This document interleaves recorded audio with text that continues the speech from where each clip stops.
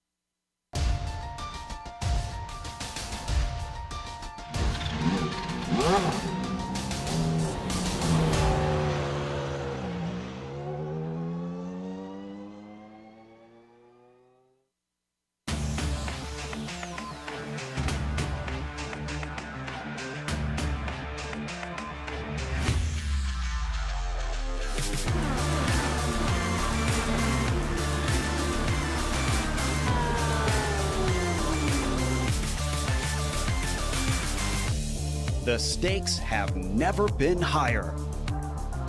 The competition has never been stronger. 42 drivers, 25 rounds. One will be crowned champion.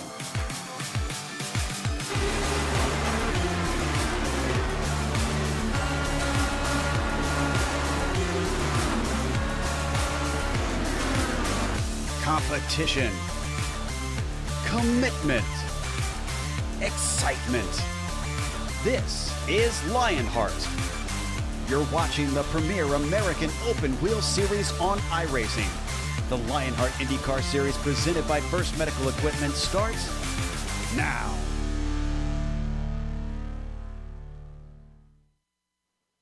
Appropriately enough, the sun sits low in a morning sky here in the land of the rising sun. Say it with me. Competition, commitment, excitement. This is Lionheart. Sponsored by First Medical Equipment, Twin Rings Motegi is the host venue for the Global Sim Racing Channel's Round 8 coverage of the Lionheart IndyCar Series. Last time out in Detroit, it was the first ever doubleheader, and Adam Blocker swept both of the 32-lap races. In the first, Blocker bested strong efforts from Tyler Groff and Damian Martinez. George Sandman and Brian Yozik rounded out the top 5 in a race filled with attrition.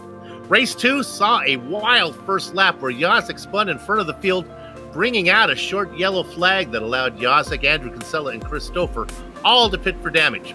The race settled down after that point, and it was Blocker leading Connor Harrington and Dan Guerin to the checkered flag. But that was then, and this is, to state the obvious, now. And like the saying goes, there's much to be enjoyed when you race on the ovoid. From the egg-shaped oval at Twin Rings Motegi, it's the Global Electronic Technology 200. And you can see all the simulated IR18 action from green flag to victory donuts right here on the iRacing Esports Network. Konnichiwa and welcome to the Sim Experience Countdown to Green. Over the next 15 minutes, GSRC will bring you all the storylines, all the stats and facts you need to appreciate the Global Electric Technology 200 that will immediately follow as we count down to green. Bill Soup's on, joined way up the press box by former real-world IndyCar driver Richie Hearn. Amjad Yaman has director duties, armed with cameras, locked and loaded by Dougie Beard. Richie, this week ESPN aired a 90-minute show called Qualified, the story of Janet Guthrie becoming the first woman to race in the Indy 500. Coincidentally, we raced this morning on the track where Danica Patrick became the first woman to actually win an IndyCar event. This is not your typical oval, is it? No, it's not. And thank you, Soup. And here we are, Motegi, Japan, just about an hour or so outside of Tokyo, and have raced here in person a bunch of times. It's very unique oval track. It's very fast, very wide. They did a great job building it, but it, as you can see on the screen, it's not symmetrical. So turn 1 and 2 is like a super speedway. It's pretty much flat out. A lot of room to pass. You probably go 4 or 5 wide, but as they go down the back straightaway into turns 3 and 4, it really tightens up, and it you actually have to downshift here. So you're going to downshift to 4th gear, and the car can get a little bit tricky going through this corner. It is a good passing spot as you can kind of go around the outside, but sometimes the front of the car can hook a little bit on you as you try to put the power down coming off turn 4. Probably the best way for you viewers to see what it's really like to drive around this tricky oval is to jump on board that GSRC lap guide.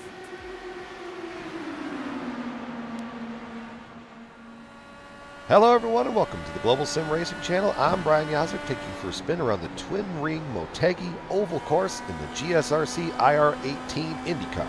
So without further ado, here we go. Off the front stretch, heading off into turn 1. Twin Ring is shaped really oddly here. Turn 1 is very wide and sweeping, so you have to take a very unique approach down here into the corner. Mind the bump that's waiting for you in the middle of 1 and 2. Kind of drive it straight off of the corner and aim out towards the wall, where the alternating Honda logos will really kind of mess with your visuals a little bit. Down here to turn 3, brake at about the 100 mark, grab 4th gear, and then pick up the throttle on the bottom as fast as you can to really build up that momentum and that speed off of turn 4 one more time. Down here in the front stretch again, eyeing up that turn 1, take a real wide entry, scrub off some speed to try to let it rotate, watch this bump right there, and then drive it straight off of the corner. Don't drive it too hard or that wall will be waiting for you with arms wide open. Once again, down here into turn 3, find the brake, find the marker, grab 4th gear, and then pick up the gas as soon as you can. Really hug that white line on the middle to the exit, and swing it right out here to the fence. We're going to come across the line, and that is going to complete our track guide here around Twin Ring Motegi. I'm Brian Yazek. Enjoy the show. And there we have a couple laps around Motegi, Japan. Should be a pretty exciting race. As you can see, it's very wide and lots of passing action, kind of more of a super speedway than anything. This countdown to green is brought to you by Sim Experience, the team behind the AccuForce Pro V2 direct drive steering systems. By providing unparalleled realism and the most advanced tuning features on the market, the AccuForce provides a significant advantage to any sim racer, and it can also make for an effective training tool for real-world drivers. For more information on the entire Sim Experience ecosystem, including their GS5 seat, Stage Series motion systems, and the Sim5 software, visit simexperience.com and use the promo code SIMXLION to get 5% off Sim5 software. There you go, and I'm going to give you 100% of the point standings. Let's start by looking at the driver standings presented by the good folks at First Medical. There you can see right now, the doubleheader sweep was, believe it or not, Adam Blocker's first wins of the season. He now has 2. Dan Guerin matches Blocker with a pair of wins himself.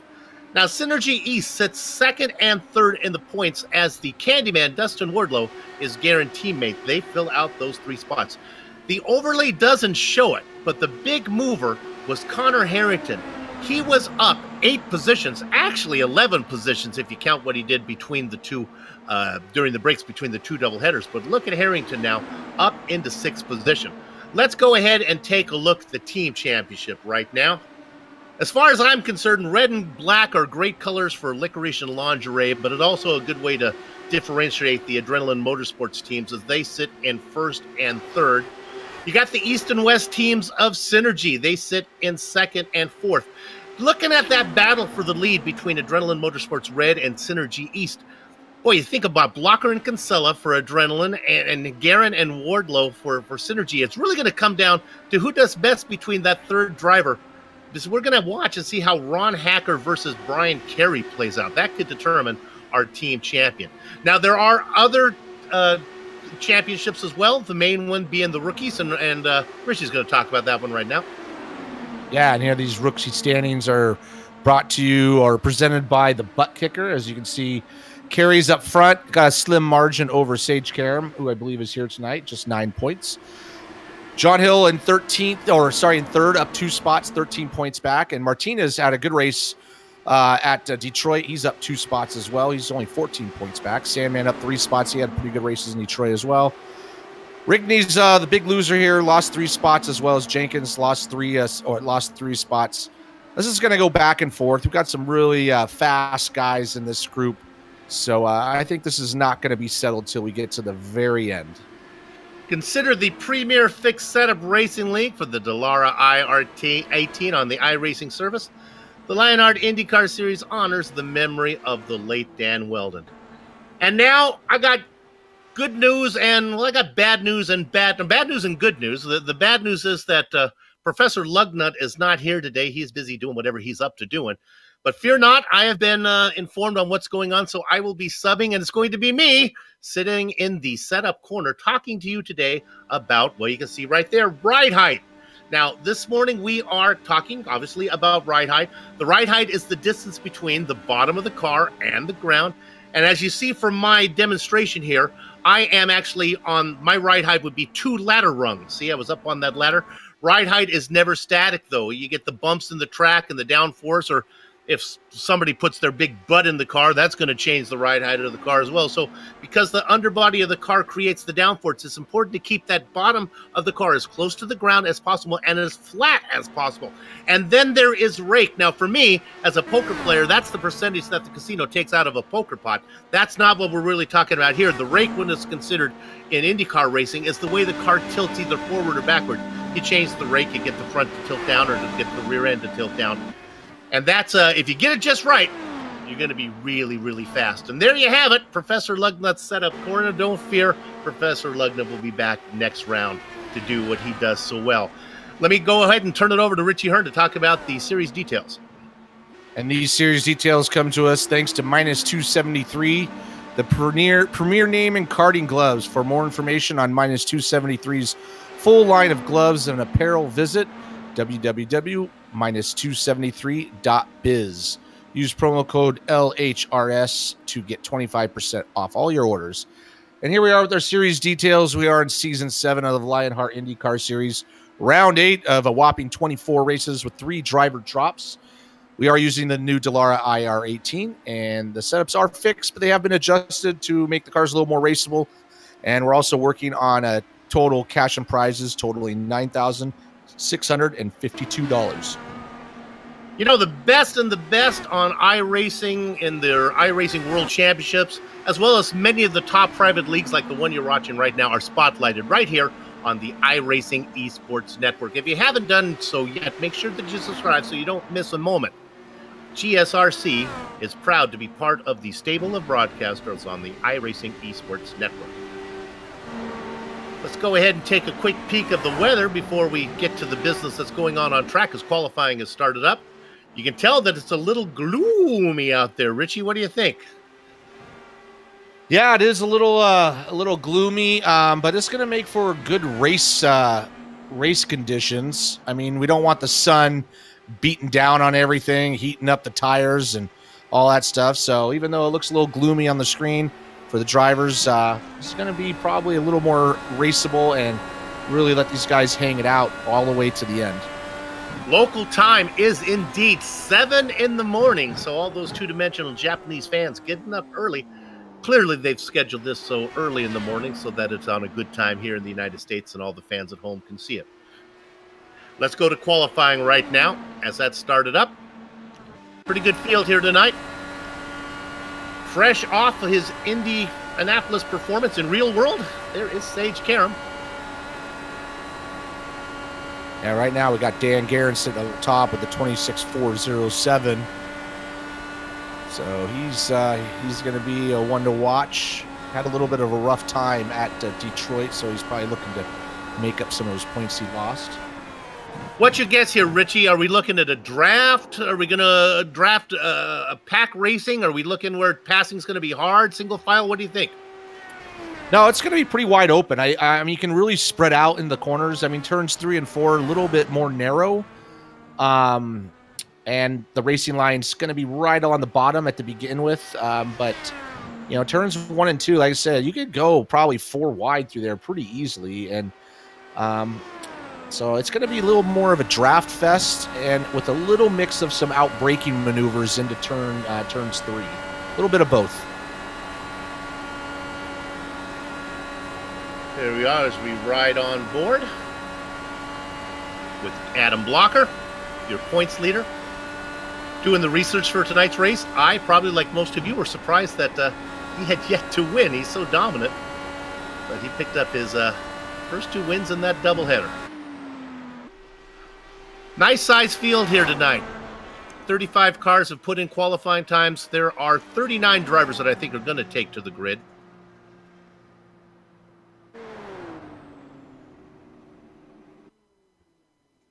And I think that might be the end of qualifying. So with that said, let's go through the grid. I'll take the top 10. And on the pole, it is Dandy Dan Guerin. He's going to be inside of Connor Harrington, who seems to have his attrition moves behind him. Michael Goodman and Stefan Larkamp go second and third. That next row is populated by Adam Blocker and Ron Hacker, one of the drivers we're keeping an eye on in that team championship. The youngster Sage Karam sits in 7th. He's going to be inside of David Altman. Chris Stouffer in the 9th position, flanked by Andrew Havitketch Kinsella. Richie? Starting 11th is going to be Tyler Groff, and right next to him will be Isaiah Dupree. Next row behind them will be Justin Weaver in the 13th spot and James Brandt in 14th. Starting 15th will be Jason Galvin. Right next to him will be Brandon Limkerman. Starting 17th is going to be Big Joe Hazard. 18th is going to be Bart Workman. 19th, Dustin Wardlow. And the 20th position will be George Sandman. Hitting blackjack, it's George Anzaldo in the double duck spot, Joe Branch. The meat man, Bobby Mikas, in 23rd, inside of Samuel Ryman. Mike Rigby sits in the quarter century mark. He's flanked by Damon Martinez. Damon was really good at Detroit. Brian Carey and Chris Lanini go 27th and 28th. The next row is populated by Scott Bolster. And Brian, it's not easy being Greenlee. Starting 31st will be Paul Jenkins. Right next to him, Scotty Johnson. Starting 33rd, John Hill. 34th, Joe Flanagan. 35th is going to be Robert Bluen. 36th will be Sean Cole. Tony Schoen and Justin Kirby and Brian Beard did not put in a time. There we have it. We'll see how this plays out. We'll take a look at the distance that we're going to be going in a minute as we take our drone cam over those cars lined up on pit lane, ready to go racing here in Japan. Round number 8. We do have some onboard cameras. Let's take a look at those now. How about the Sim Experience onboard machine driven by Ron Hacker? For more information on the entire Sim Experience product line, visit simexperience.com. And then, of course, there's Jason Galvin in the number 42 Global Electronic Technologies at the counter, on the go, over the internet, over the phone, or at the track. It is Global Electronic Technologies. If you have a credit card, if you have a business, and you want that thing run, that's where you want to go. You want more information about it? GETTRX.com. Good to have them on board. They are our race sponsor today. It's a big track. One lap around. Go, Rich. I was just going to comment. Yeah, big track. You can see how wide it is right there coming out of turn 2. You know, the track's pretty wide all the way around. Just the groove narrows up into 3 and 4 as they're coming down the back straightaway. You can see the sun's starting to come up a little bit here as it is early morning in Motegi. So as we talked about the cloud cover, that track is probably going to start heating up fairly quickly. You want yourself somebody to root for? How about Connor Harrington? He's been banging on the door looking for that first win. It might be today. He's got veteran Dandy Dan Guerin inside of him right now and in control of the field. The pace car peels. So does the roar of the engines. Competition, commitment, excitement. This is Lionheart. Dan Guerin out in front. Look at the challenge for second. Michael Goodman pokes his nose in there. Connor Harrington wisely says, we got a lot of racing to do. You can have second. I'll wait in third. Adam Blocker and his familiar Blue Machine sits in fourth. Stefan Larkamp back in fifth. Yeah, everybody's spreading out quite a bit, but almost got a contact. Almost crashed right there in the front of the field going into turn 3. They were going to make it 3 wide. Goodman was going to be Odysseus between the devil and the deep blue sea. It didn't work out as well for him as it did for Odysseus. Guerin stays up in front. Harrington in second. Goodman continues to race. Yeah, that was really close with Michael Goodman. He did lose a lot of momentum. We got a big crash. Big crash in the middle of the field on the backstretch. And it was no caution. We'll give you who that was. It was Chris Stouffer.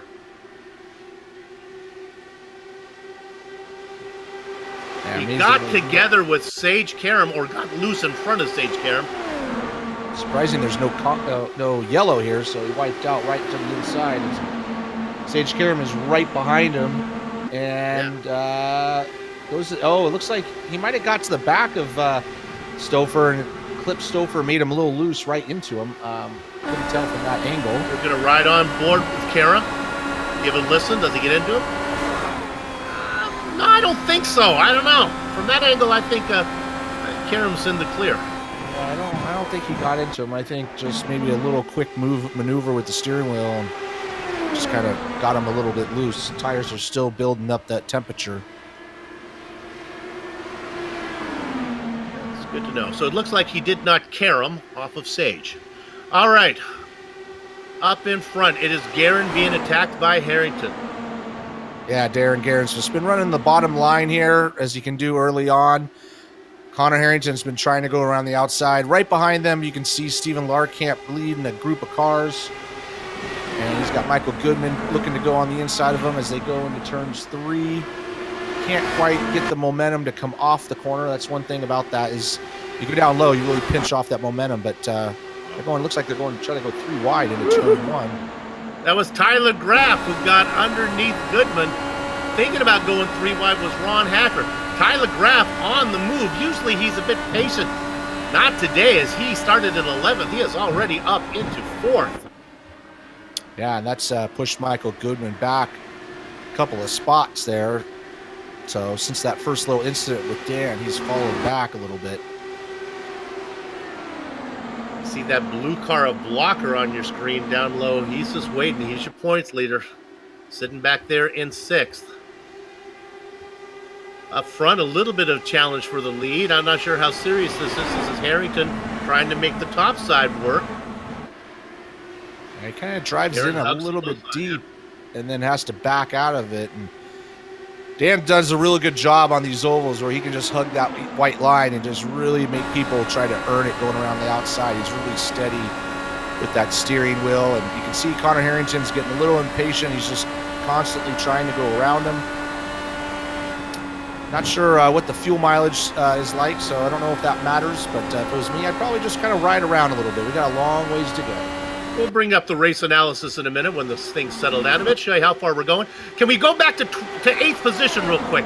This is Isaiah Dupree, who's on a move. Here comes Jason Galvin as well. Dupree is up 5 spots into 10th. And look at Galvin back here as well. Let me correct myself. Galvin is up 5 spots into 10th. And you can see Andrew Kinsella goes up high.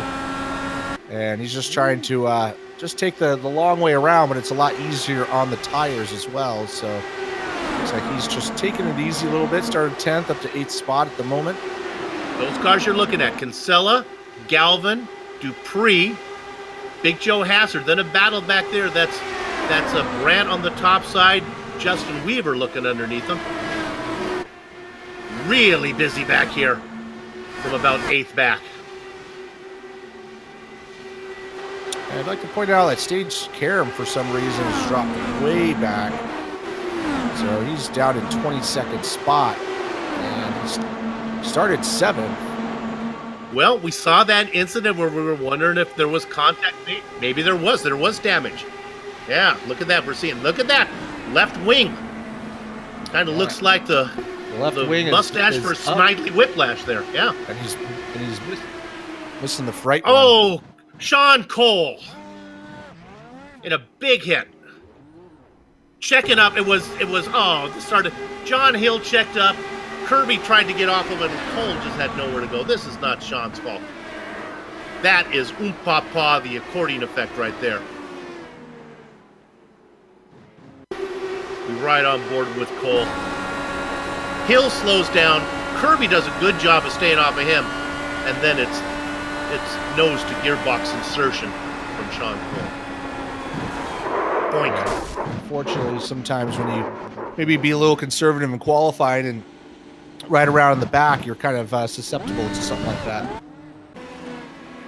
Sorry to see that happen to Sean. Of course, he well known for his work with the Sim Pit. I'm sure he's going to give this commentator a shout out in his next production. I'm still waiting. Well, this yellow flag's going to give Sage a chance to come in and fix that car. So he was fading pretty fast with that badly damaged front wing. Fortunately, you can get that fixed here fairly quickly. 13 laps in. Will we see pit stops? We'll find out as Dan Guerin is going to come around. I don't know if I'm going to come in right now. Yeah, if I'm going to leave, I'm going to stay out. We have a couple of takers, Blocker, Kinsella. Everybody behind them is starting to peel in. So we got about 6 of the top guys and everybody else pitting. Ah, this should be fun because Blocker, he wasn't racing up front where he usually would find him. So he comes in and the Adrenaline teammates, Blocker and Kinsella, both come in. Driver that stays out, these guys, of course, Guerin, Harrington, Groff stays out, Larkamp, Goodman, Hacker, Galvin, Weaver, Workman, and Zaldo, and George Enter Sandman. Well, let's take this opportunity to bring up our race analysis now and see how far we're racing, how far we can race. Going 130 laps. They always lie to us on the fuel. 38, they were pretty definite about this one. Let's use our rule of thumb. Add 2 to that. Let's say they can go 40. And there you see the minus points for incidents.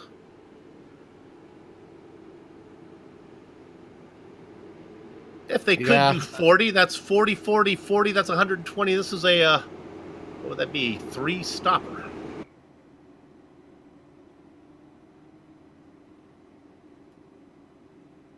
Round number 8 of 24. Yeah, a long way to go in the season. So far, we've had some pretty exciting racing. Do want to point out that Adam Blocker has a chance to make history if he wins tonight. That's the first time somebody would be able to win 3 races in a row on the Lionheart IndyCar series in its 7 seasons. That one really shouldn't count if you win a doubleheader. I shouldn't get count for 2 wins there. That's really not fair. Let's go ahead and talk about one of our sponsors. We're going to talk about these guys. Guys, Games, and Beers. We haven't talked about them in a while. Join the Gutter Geeks every week as the panel of 5 to 10 veteran gamers of all ages. Well, they're not all ages because I'm going to talk about that in a minute. Talk about the latest and oldest in video and tabletop gaming. Whether it's interviews with indie and established developers, deep dives into classic hardware, or just sitting around the table talking games while throwing back a few beers, you're sure to have a great time with the gang from Guys, Games, and Beers. And I'm not sure if their title, Guys, Games, and Beers, is really in the appropriate priority order there, as there seems to be more priority on the latter one of those than they are in the front ones. I've watched it. It's really good. For more information, guysgamesandbeers.net.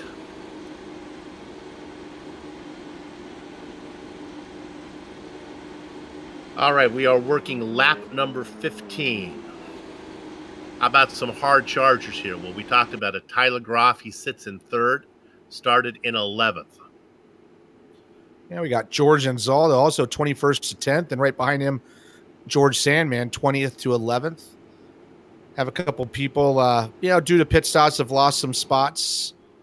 Sage Karam is all the way down to 31st position at the moment, but if he got his car fixed, we'll definitely probably see him moving up.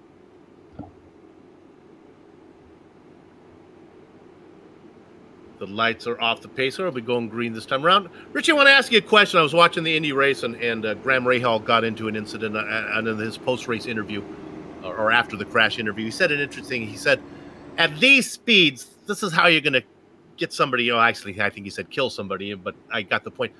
Is that something that comes into mind when you're racing? Obviously, on iRacing, you don't care about if you get hurt because you can't, unless you turn up your butt kicker all the way up to 11. Do you consider the move, the speed that you're going, when you make the move? If you are, you shouldn't be out there. So, I watched that move too. That was definitely, Bourdais' fault. But who knows what the spotter was telling him too? The spotter could have been telling him, "Hey, car's low, car's low, car's low. All right, we're on the hook." So I don't know. It was that time of the race where he had to go, and it was just unfortunate. Yeah, I found it interesting to think about. Gee, you got to go. Talking about gone to go, going right now is Dan Guerin, working lap number 17. Guerin, Harrington, and then the great drive from Tyler Groff up from 11th in the 3rd position. Stefan Larkamp, who we really haven't heard much about, in 4th. Go. I was going to say, Groff was pretty aggressive as we're going to try to attempt for the lead. Connor Harrington's now going to go all the way around. It looks like he's going to get that pass taken care of as he was working really hard before.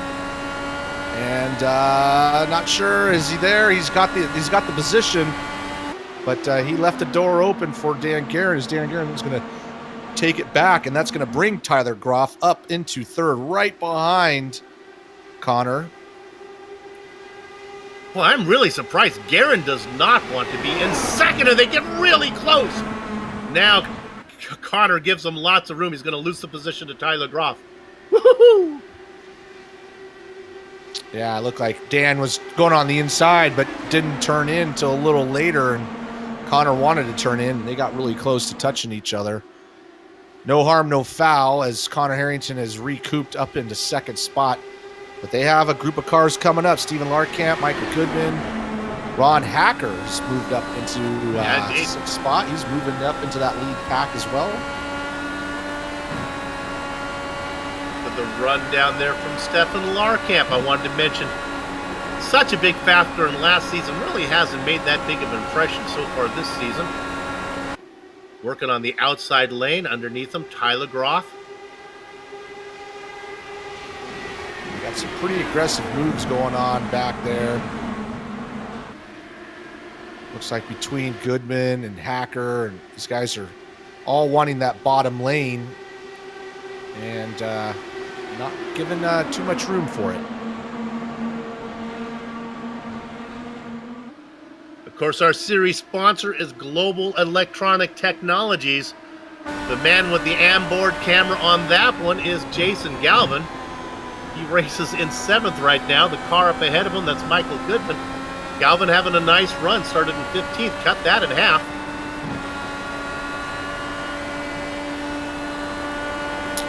We've seen a lot of different lines going through these corners. You can go 3 wide, but not a lot of passing so far. So obviously it's very hard to keep that momentum as you go around the outside.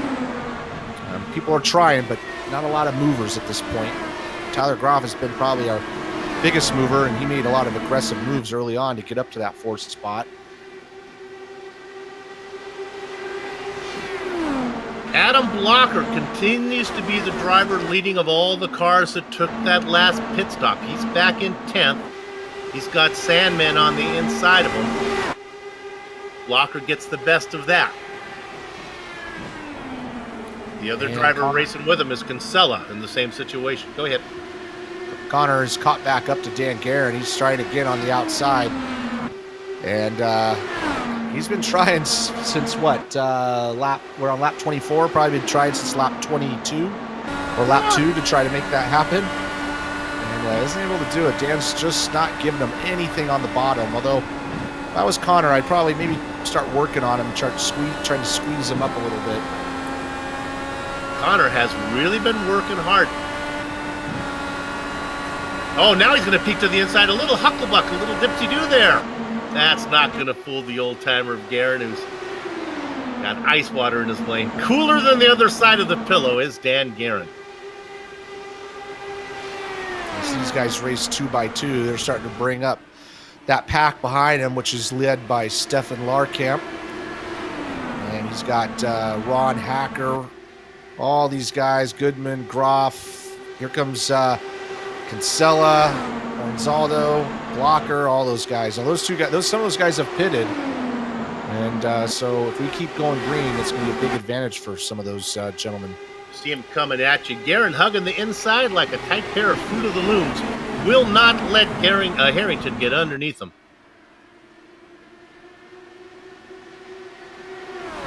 They go by the 4th car in line. That's Ron Hacker. We talked about the battle between Hacker and Brian Carey in the team race. Well, Carey way back in 25th right now. It's going to be a good day for Synergy. What are they? They were west, I guess, was their direction. George Gonzalo doing a good job from 21st up to 9th. He's been able to hold off Andrew Kinsella, who's got fresher tires at the moment.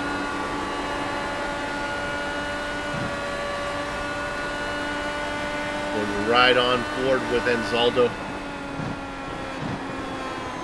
Richie, you and I, you're probably doing the same thing. You're looking around trying to get a feel for where the trouble is going to happen.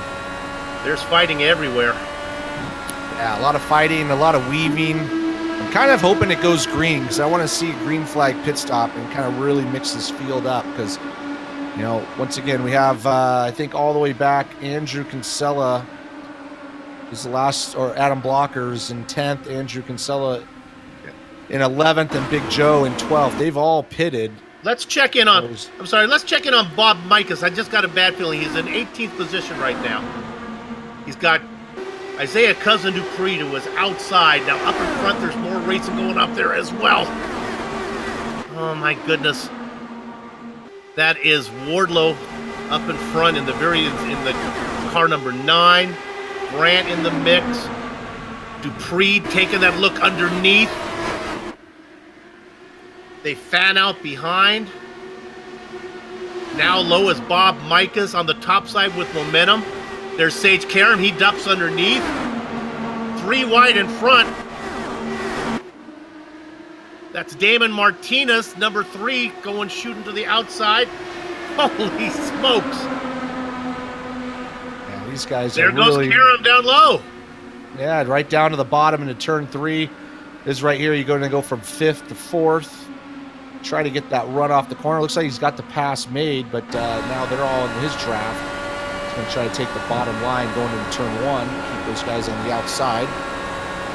There is racing up front, and it is close, but it's not nearly as dynamic as what we're watching right here.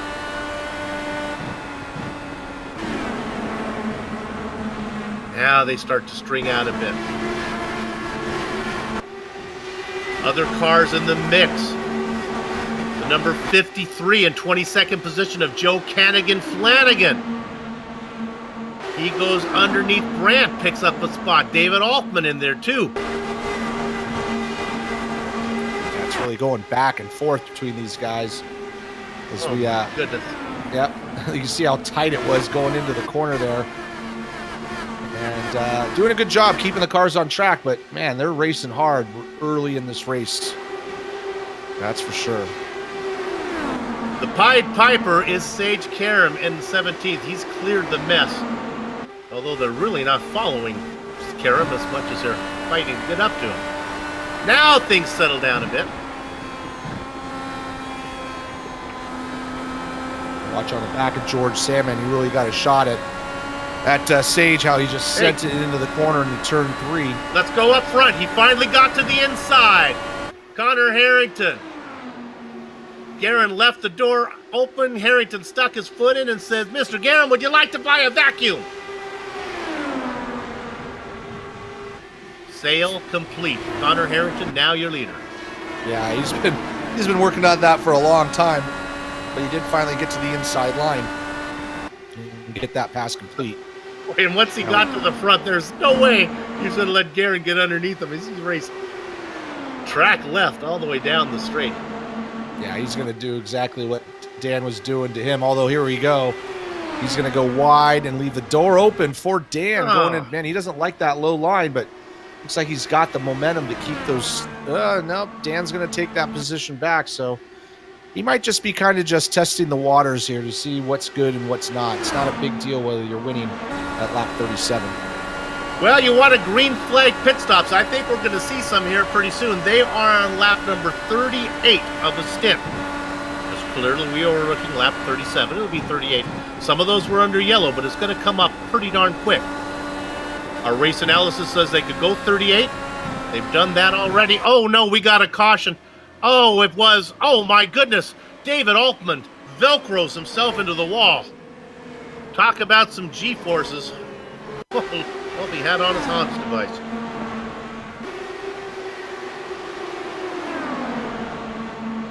Like the Supreme said, stop in the name of love. As he goes to the outside, stop. Wow. Yeah, he really got a grab of that wall there, and it just yanked him. Stop, like you said. Hopefully he is all right, because that was pretty aggressive. I think his teeth falling or he got hit too. Yeah. Who was that in the blue and orange car? Kind of washed up into him. Well, first of all, you got together there, and then the car that comes in with him. There's a car here that kind of washes up. Kind of just clips his front end, sends him right into the fence. I think Flanagan got a part of that one that put him in there. Well, I jinxed it. I said we're going to have some green flag stops. That's not going to happen. I got to think everybody's got to come in, including those guys that topped off in the first stint, because we went a long way. Sure enough. Yep, sure enough. Whole field's coming in. Pit party. Just kind of evens everybody out.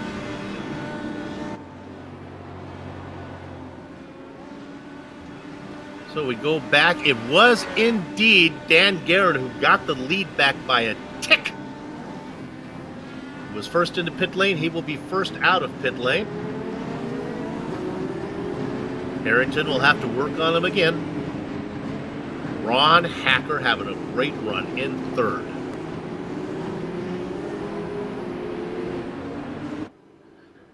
Samuel Ryman stayed out just to be a contrarian. He'll be coming in for his stop.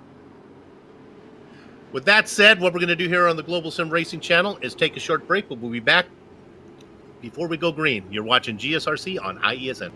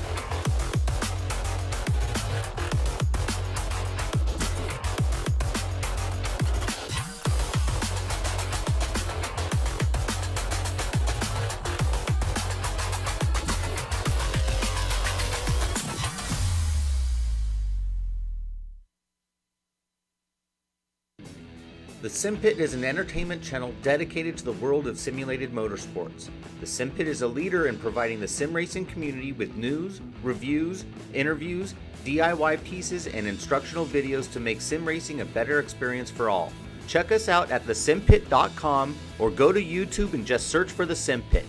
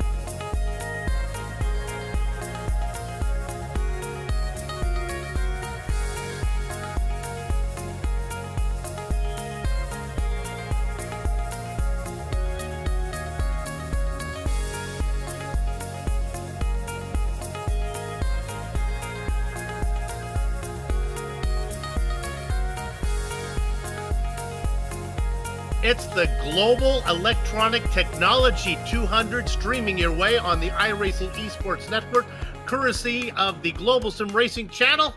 We're going green, working lap number 42. Out in front, it is Dan Guerin doing what he has done for actually the entire race. Hug the inside, moving to the outside is Connor Herring. He wants so very much to lead this race. Yeah, he's been trying. He did get the lead briefly, but he gave it right back to Dan. Dan, he has some good momentum coming into turns 3. And looks like he's going to get the lead there. He's going to take it from him on the outside. He goes right to the bottom. That's going to bring Ron Hacker into third spot right behind Dan Guerin as well. And we'll see if Connor just stays on that white line as Dan has been doing, but he does. But here comes Ron. He's going to make it 3 wide. Oh, I'm there. Ron Hacker says, I'm there. Says, all right, I will wait. Boy, Hacker really wanted that one. You got the inside spot, though. You got the best of Guerin. We got more trouble. I think it's Galvin. Galvin got tipped by the meat man, Bob Mikas. Oh, my goodness. Not a good day for our race sponsor.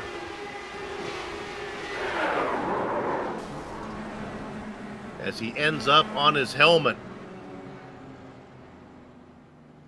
Yeah, it looks like Galvin, just turned in at his normal spot, and Bob just had a little bit more of a run than I think he was ready for, and just clips the back of his rear tire and just sends him right into the fence. And over he goes. We'll ride on board with the Von Anson's meat machine of Bob Mikas.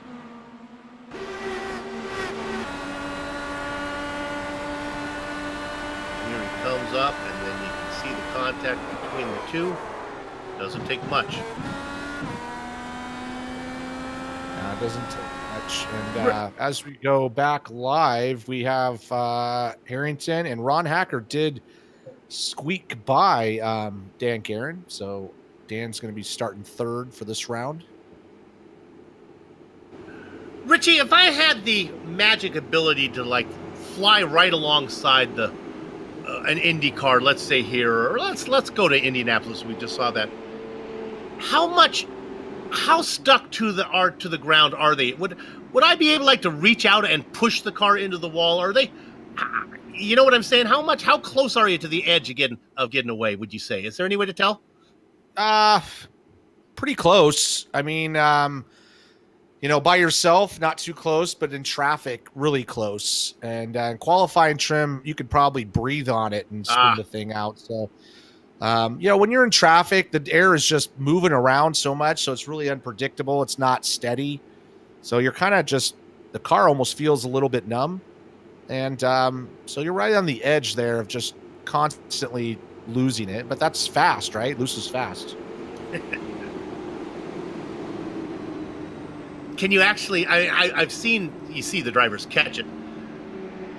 I guess it depends on what kind of car, what kind of setup you have, what race. How much warning do you get? Yeah, not much. It just happens so fast, and you get, sometimes you can catch it, and sometimes you see people they just can't. I mean, it's just, the forces you're going through the corner so fast that it doesn't take much, and if you overdo it, then obviously you're going to nose it in the wall. So, it's all just total reaction. There's no thought process. It's just complete instinct at that point.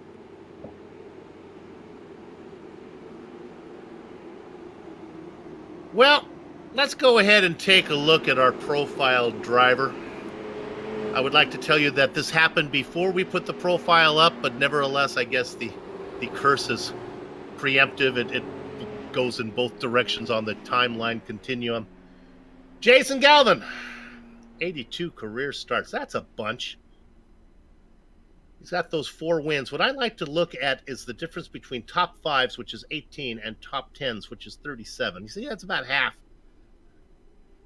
Means that that's usually where he runs down. There's some drivers you'll see top 5s and top 10s almost identical, meaning they're either really good or things go wrong.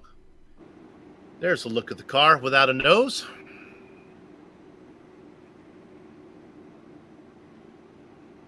All right, we're working lap number 46.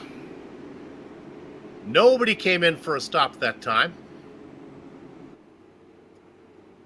Yeah, I think we only got about 2 laps under green, 2 or 3 laps, so everybody's good to go at the moment. Connor Harrington leading the field.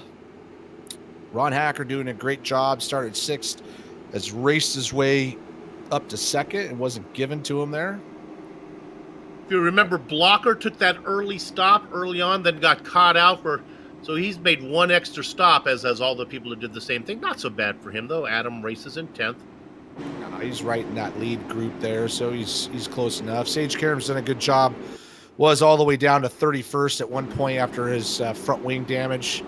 He's able to fix that, move all the way back up to 12th, so this yellow flag helps him out as well. Got to give a shout out once again to George Ansaldo. Started 21st, and he's really done a good job up to 7th spot. The lights are off the pace car, so as it works its way towards corner number 4, she'll be pulling it in, and we'll be going green. This time, Connor Harrington won't have to worry about getting around Dan Guerin, as Guerin has been relegated back to 3rd. As Richie told you, Ron Hacker having a great run, crushing it for his team, as he is leading Brian Carey by 18 positions. Look for that Synergy team to move up in the point standings if they can get good scores from the rest of their teammates. All right, the beautiful Medina Mendez pulls the pace car into pit lane. Time to go racing. Connor Harrington under the gun. Boy, he really hugging it down there. Right down to the bottom. He wasn't giving anybody a chance, although he got a good run off a Hacker. And Hacker now has to worry about Dan, and you can see those guys lining up. Connor Harrington once again just hugging that white line. He is washing up to make the corner here, so he's got room to do that. Here comes Dan Guerin onto the inside of Ron Hacker. Try to get that 2nd spot back. Not able quite to do it, though. You can see that momentum off of 4 is paying dividends, as you don't have to pinch the car off as much, keep the thing wound out. So Ron Hacker holds on to that 2nd spot, and he's going to get right on the back end of Connor Harrington. Head down into 3. Boy, poking a nose down in there is Hacker. He would really like to get to the lead. Oh, I think Guerin got a little bit loose coming off of 4. Lost a little momentum. That's going to open the door. If Larkamp can make it stick on the outside, he's not able to do it. Yeah, Ron's got some great runs here. He's going to try to go around the outside into 3. Not able to carry the speed that Connor can, but Connor washes up, and that's going to put Ron right back into the draft position here. Dan Guerin's able to recover from being a little bit loose early on. He's able to fight off Steven Larkamp for that 4th position. But here comes Ron Hacker, right, trying to look around the outside here off of 2. Harrington pinned down to the inside this time. Let's see if Hacker can make it stick as they go around. Watch Harrington weave like a loom down the straight, trying to break the draft. He goes to the inside. Hacker looks to the outside. Cannot happen. You want a hungry driver?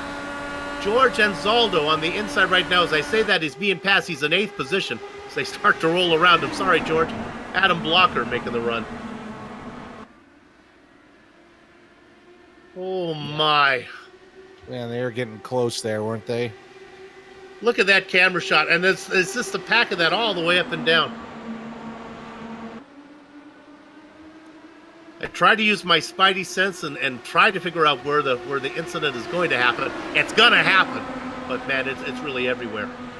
Dan Guerin's been able to get back into 2nd spot. Now he's working on Connor Harrington, but Connor Harrington's doing what he did to him, just running that middle to bottom lane the whole way around the track, not giving him much on the inside. But Dan's looking to get by him, and then that's got Tyler Groff has now gotten by Ron Hacker up into that 3rd spot. He's done a good job starting 11th up to 3rd. Up to the top. Sage Karam. Got Hacker underneath him. Watch the momentum from Karam. He's got that one. He's got a great run off. Next on his hit list, Tyler Groff. This time I'll go under Groff. He does that as well. Yeah, Sage has done a great job. He's been able to make passes both high and low. He's just finding wherever the spot is open, and he's able to make it work. And it's a lot of it's just not over driving the car into the corner so you can get that drive off. If you drive it in too hard like he just did right there, you can see how much momentum he loses, and now that's going to put him in Tyler Groff for sights. So you really want to just kind of roll into the corner, get the drive off, and that will give you the inside position for the next corner. Wow, Dan Guerin put a huge block on Sage Karam right there. Really drove him all the way up to the wall.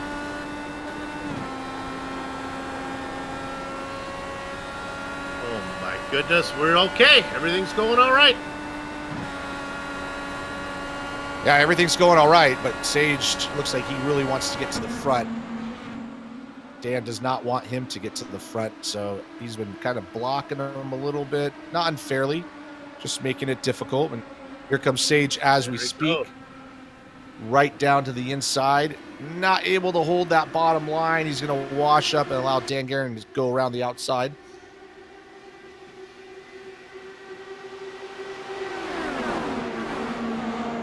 Harrington. Sage finding it a little more difficult. Gets to the front.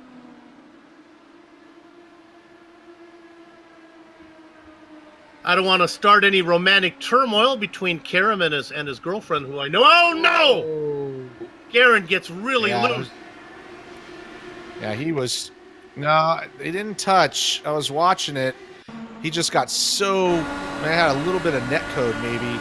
He was so close that it looks like the car just kind of bounces off, but they don't really touch. As you can watch here, look how close they get, and then just kind of pushes his car up. And he's lucky enough that the track's wide that he didn't hit anything, but he lost a lot of momentum. It's going to put him back to fourth, but it's going to bring Sage Karam and Tyler Groff up into up to Connor Harrington.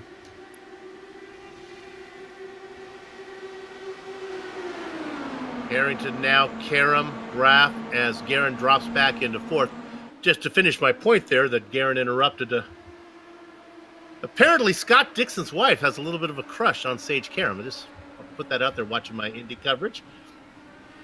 So, there you have it. I drill deep for the inside story here. GSRC. You're not going to get that from other sim race broadcasting companies.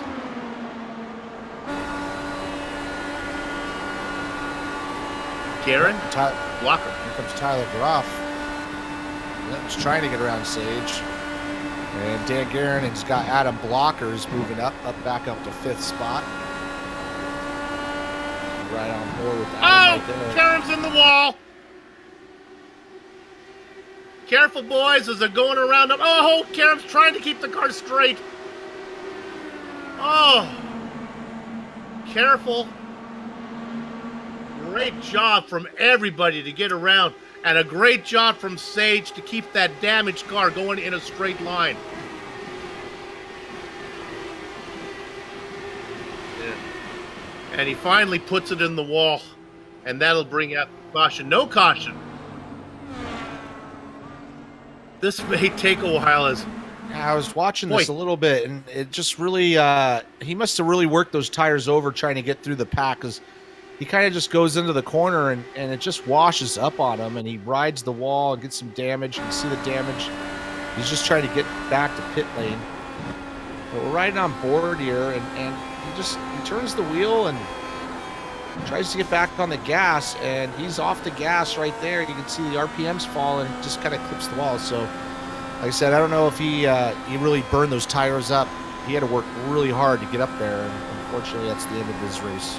That was Tyler Groff that stuck by on the inside. I'm not sure if Tyler knows just how close he was to having his morning end as he snuck by. But Karam does a good job of keeping the car going straight. That's going to be good news for Brian Carey in those rookie standings, as Karam was right behind him, and he's going to gain some more points on him.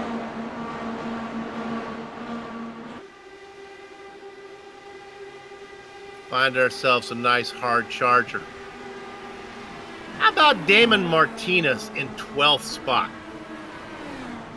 Up from 26th. Was really impressive at Detroit. Still trying to get a feel for what type of driver he is.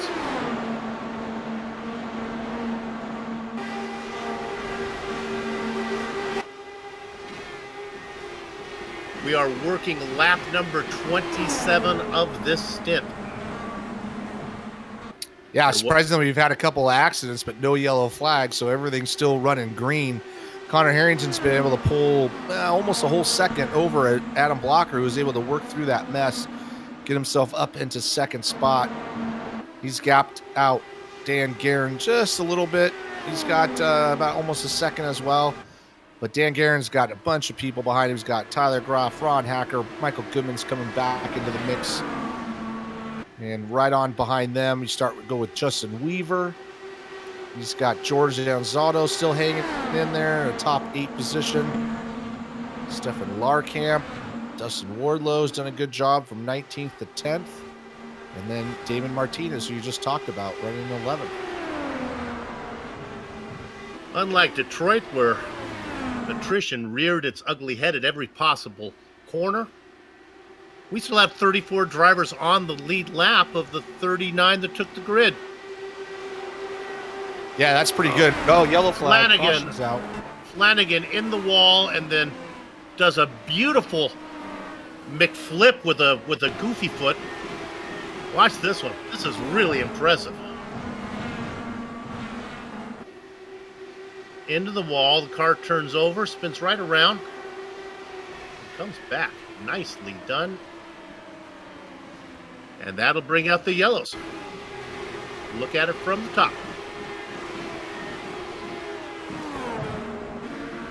Yeah, all by himself there.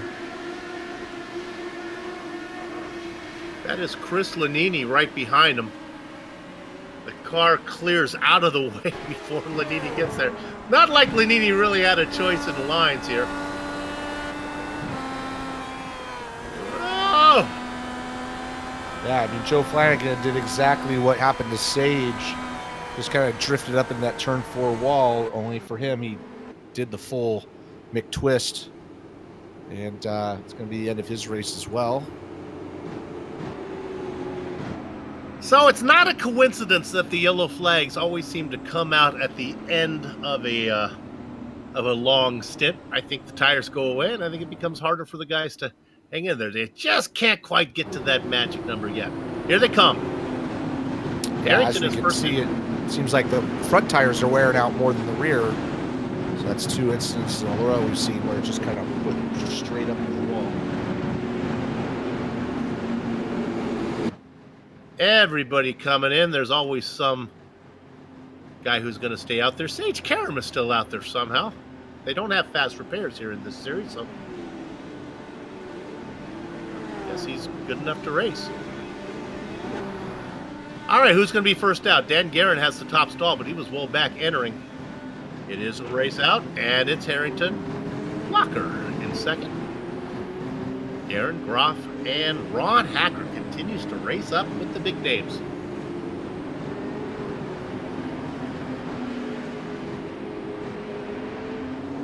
Yeah, I mean, Ron qualified 6th, so he has the speed, and he's running 5th. He's been right there. He did challenge for the lead at one point, but yeah, doing a great job. Going to be a big deal in those team points like you talked about in the pre-show. Getting a message from Jason Galvin that apparently he wasn't happy with the way that his car looked in his profile. I don't know what that was all about. That's not my department.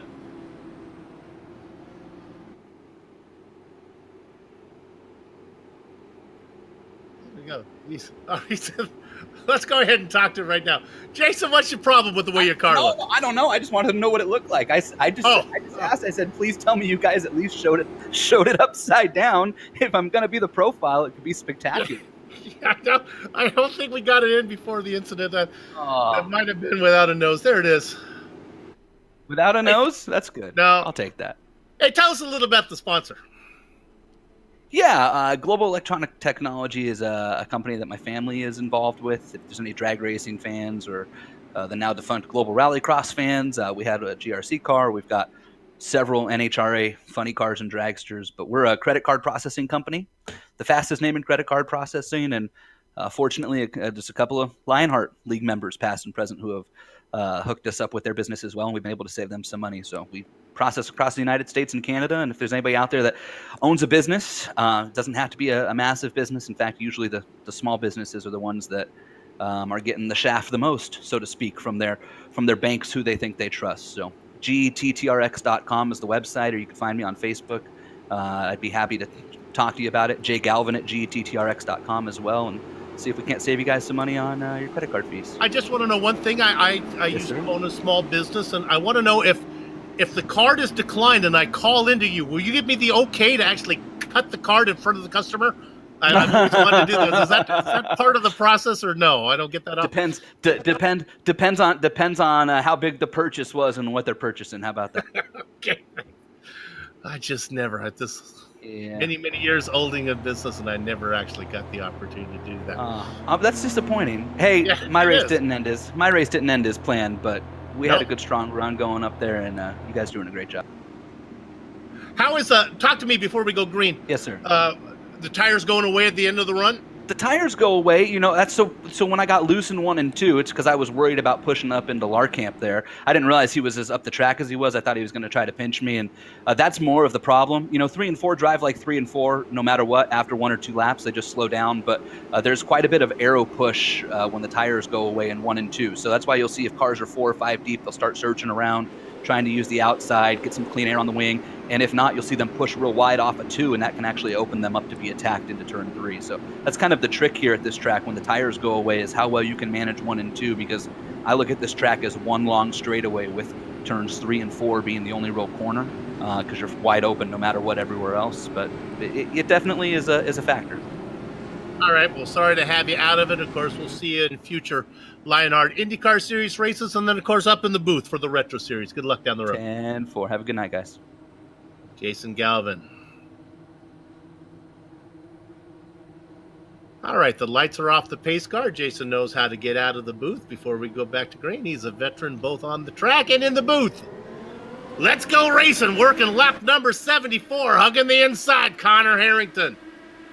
Adam Blocker took that early pit stop, fell back, did not take him long. He's back in the mix now. Yeah, he kind of brought everybody along the white line at the front wall there with him, but everybody trying to get, like he just talked about, getting some clean air. Adam Blocker's got a great run, trying to make the outside work.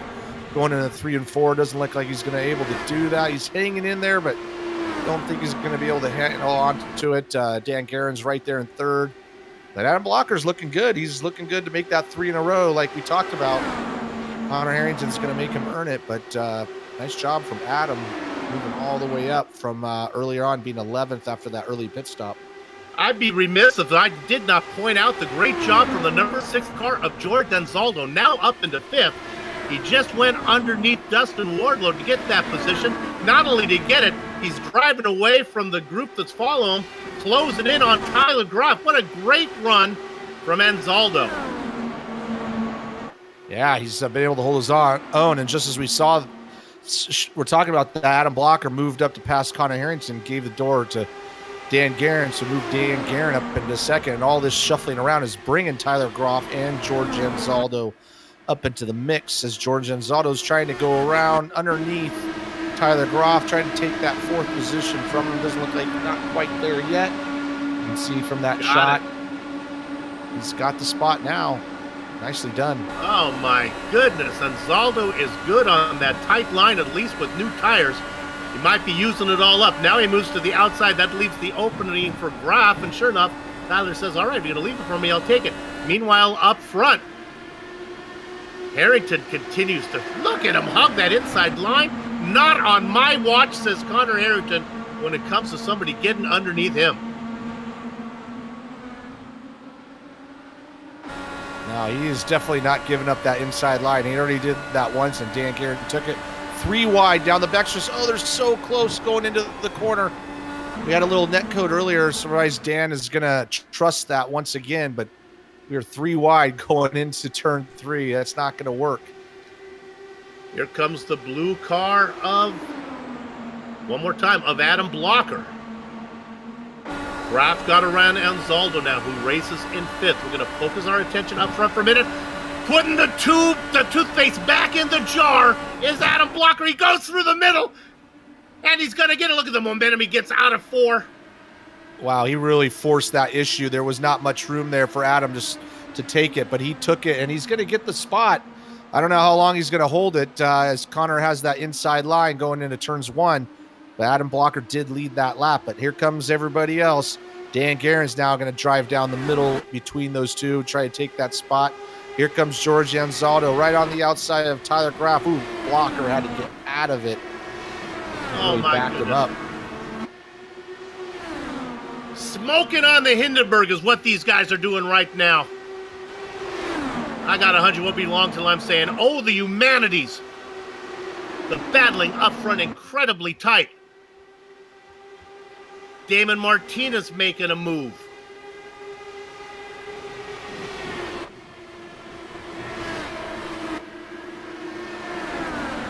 Working laps number 81.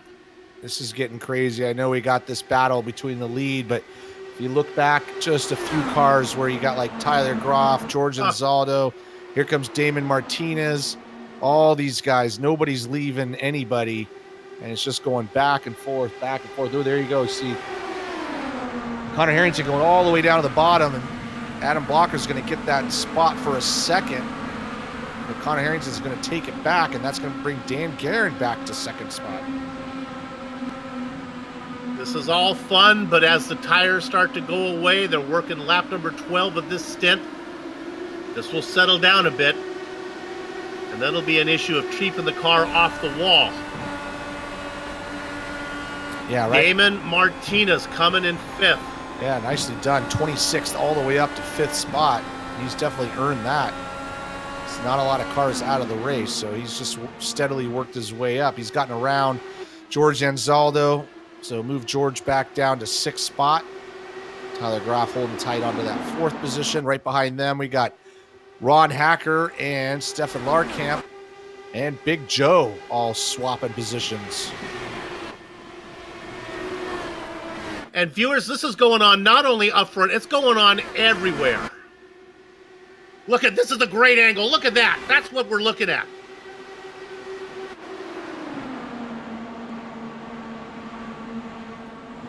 Love those wide shots and those low shots because you can see the nonsense that it's non-stop all the way back. Yeah, it's not just up in the front. It is all the way back as everybody's trying to get their positions as best they can. We're getting not close to the end, but we're getting down there. We got, looks like we got about 45 laps left. That's a little bit more than one stint. Front 14 drivers within 2 seconds of the lead of each other. All the way back to 30th is only 5 seconds. Well, you can see it right there on the tower. Look at those intervals. Oh, we got it. We got an issue. I think it is. We're still looking for it. I saw it, and then it went away. There it is. Yeah, Justin Kirby. Got a little bit of a help from, oh, I think it was Andrew Kinsella. Yeah, that's why I was looking at Kinsella. That's too bad for Kirby.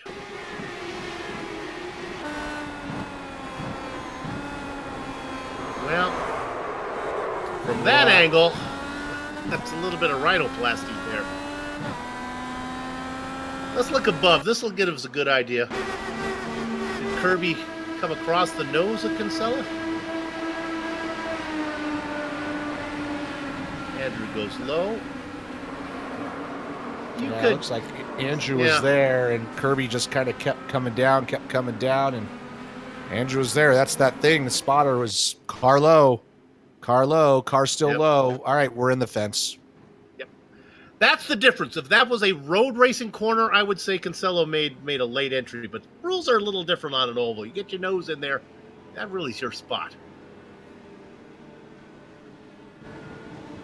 And that's Graham Rahal would probably attest to that. Right. So, what do we got? 30. We should be able to make it from here. Maybe.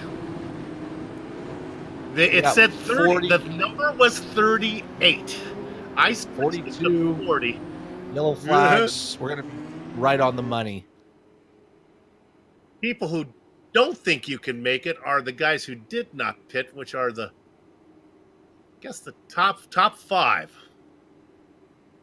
There you have it right there. Those guys. Look at our director. Harrington, Guerin, Workman, Goodman, and Ryman did not come in. Yeah, that's interesting because, you're close enough to where, okay, why not? And because you never know. We could go green the rest of the way, and those 5 aren't going to be able to make it for sure. Well, while we figure out the math, we'll take another break. Don't go far, though, because we'll be back before we go green.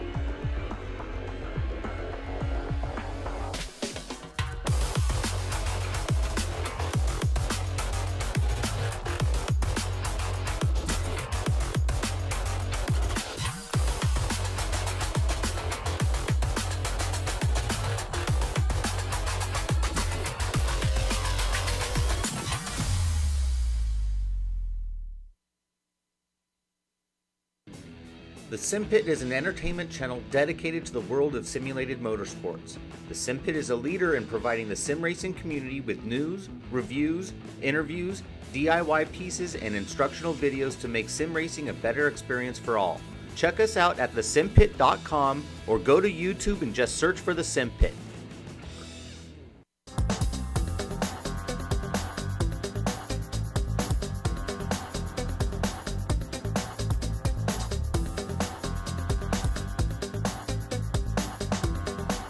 Bring the cyberspace into your place via the iRacing Esports Network. This is the Global Sim Racing Channel's coverage of the Global Electronic Technology 200 here from Motegi. I want to take a second to talk about Minus 273, the industry leading in gloves and super lightweight and durable made breathable polyester spandex racing gloves.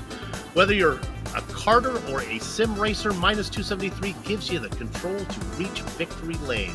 For more information on Minus 273's full line of gloves and apparel, visit minus273.biz. Hey, I got a promo code for you, LHRS, for 25% off your order.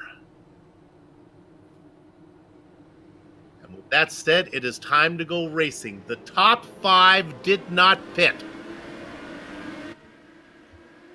Connor Harrington, Dan Guerin, Bart Workman, Michael Goodman, and Samuel Ryman. Ryman out there in that fluorescent orange and yellow machine racing in 5th position. They've gone 20 laps. Connor Harrington, very fast. My dad used to say, when you're the prettiest girl at the ball, you don't have to worry about what dress to wear. The point was, if you're Connor Harrington and you really got this race in control, I don't know why you actually needed to play around with some type of fancy pit stop strategy. We'll see. Yeah, I'm surprised that those 5 didn't pit because we're working lap 38 with those yellow flags. I'm pretty sure those guys can make it. I mean, it's going to be a stretch, but I mean, we haven't, we might get a yellow, we might not. But man, that's really risking a lot. especially when you're as fast as Connor and Dan were early on. Blocker did pit. He is back in 6th. Now, I understand it from, well, excuse me here, some of the uglier girls in the dance, like Workman and Ryman, who were racing in the back, gives them a chance to show off their dance moves. But right now, Ryman is passed by Blocker.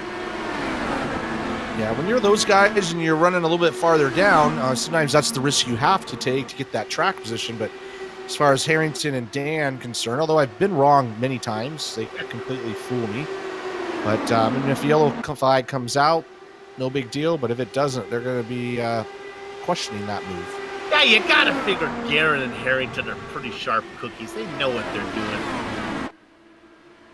So they're out there racing. I don't think it really matters. Let's look Goodman in the blue car trying to shoot through the middle. He's got Guerin down low. One advantage would be maybe not the fuel, but tires might be the deciding factor here. Yeah, I mean, I don't know how much it helps. We have seen some guys wash up a little bit as those tires burn off, but yeah, we'll see. We'll see how this plays out. Right now, Michael Goodman and Bart Workman doing a great job running in that 2nd and 3rd position. Dan Guerin's struggling a little bit. I don't know if he's doing it on purpose or what, but he's not able to pull away from these guys. Adam Blocker's been all over him. Samuel Ryman starting to fall back a little bit, so we might see a little bit of penalty on those tires, as Tyler Graff is going to go on the inside of him into turn 3. Always a fan of the underdog. Hang in there, Bart Workman, as he tries to hang on the back of Connor Harrington. Harrington right now cooking with hot fish grease, trying to leave everybody behind. Yeah, he's just motoring away a little bit. Bart's trying to hang with him. And he's close enough, but not close enough to challenge him. So Connor's got everything all to himself. Back there in the back, I'm seeing Adam Blocker starting to move up. It looks like he's moving up to 4th spot. He did. He finally got around Guerin. He really worked hard. That may not be the worst thing for Dan, as now he can tuck on the back of Blocker, who I think is going to be really fast with that fresh rubber. Also in the mix, right behind Guerin, is Larkamp. We haven't heard much from him since the early days. Tyler Graff back in 7th. Then that fluorescent car on the outside, that's Samuel Ryman hanging in there. And racing at 7th now. Stephen Larkamp going to the inside, Dan Guerin. So I don't know if Dan's suffering a little bit with a little less grip, but he's got passed by another driver here, moving him down to 6th spot.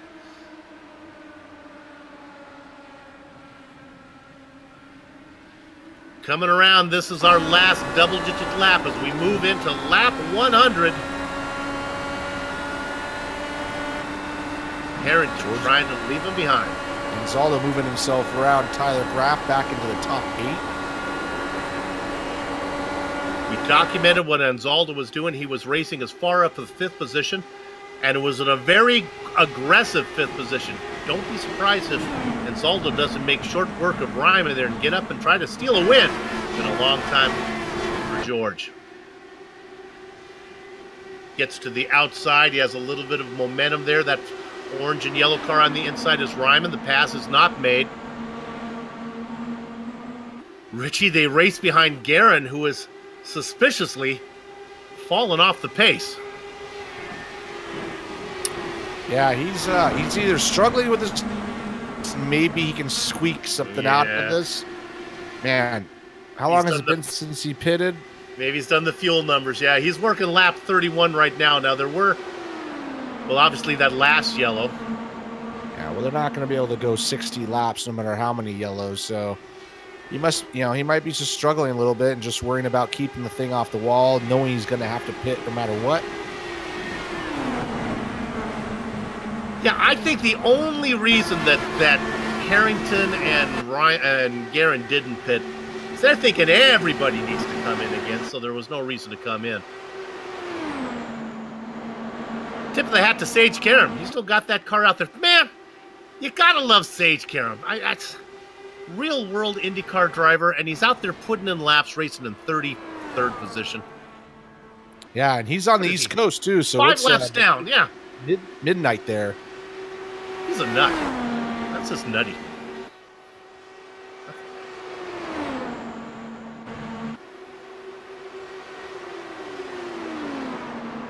All right, they front, are single Connor file. Harrington has gapped Bart Workman a little bit more. He's gapped him about another 0.3, so he's 0.7 of a second in the lead.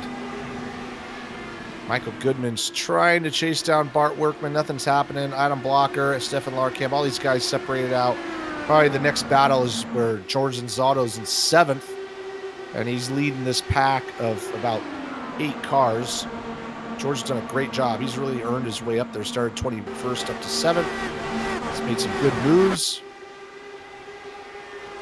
Now, lap times here are only 26 seconds. I don't think, no matter how fast or how far ahead Connor Harrington gets, I just don't think you can come in, make a stop, and get back out and stay on the lead lap. No, I'm talking in relationship to Blocker. It's a pretty long pit lane, so you'll definitely lose a lap. A lot of it's just the momentum. It takes a while to build that up too. So even you're coming out onto the track, you're not up to speed. Most of the drivers working lap number 19 on their stint. Man, look at this. Karam doing a good job of staying up top. Lets everybody go by.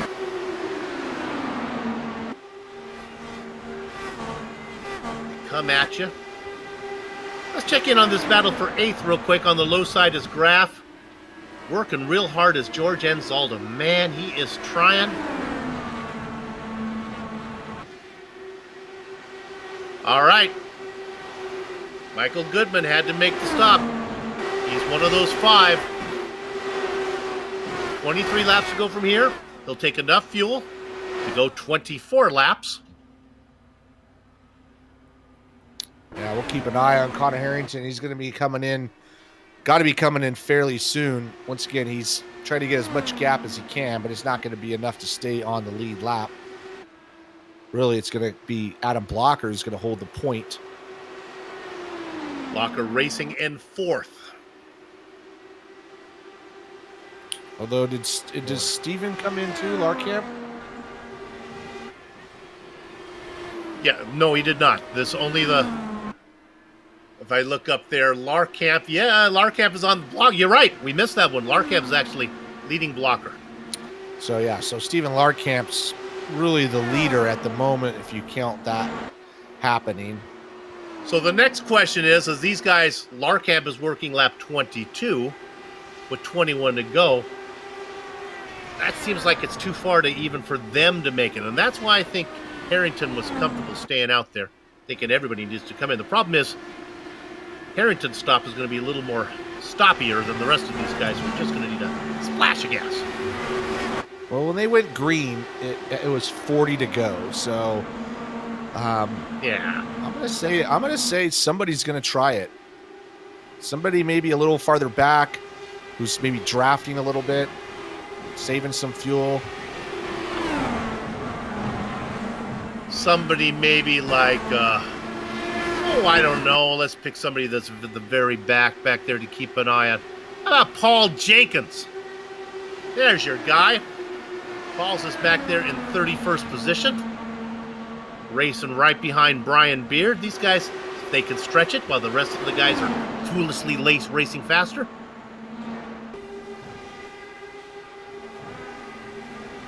Connor Harrington stays out once again. I think he's going to stay out until he runs out or a yellow flag comes out. His only thing is, his only chance is just stay out there as long as you can, see what happens. Well, this is not really good news, though, for him, as this stint is now, as he's working lap number 43. Granted, there were some yellow flags in there. You start to wonder if Blocker can get there without a stop. All right, here comes Harrington. All right. Workman. So Steven Larkamp's going to be in. the kingpin. He's just coming past start-finish line. And we'll see where he comes out relative, or where he is relative to Connor. Yeah, Connor's going to need a full stop here. Oh, it looks like Bart missed his box, so he had to back up. That's really going to hurt him. And, of course, the driver that is really paying attention to is Harrington. And Harrington He's just coming out of the pit lane. Those guys just went by him. You can see him right there. And so he's going to lose about a lap and almost a third by the time he gets up to speed. And I'm watching Adam Blocker. He's right behind Stefan Larkamp. He's not making any move to pass him. So he's going to be one I think is probably just trying to stay in the draft, coast a little bit, try to make it. Burton cycles out in 29th position.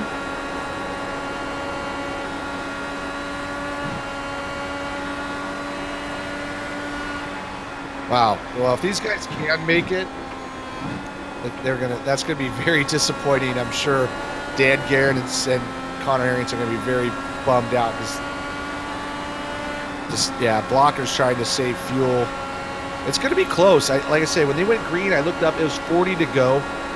So they said 38 laps, and usually they're not, correct on that. Usually they go a couple laps longer, and we're gonna find out if we go green. What makes this harder for a driver to do this, if he was out there doing it by themselves, they didn't have to worry about actually being fast enough to win the race, would be another story.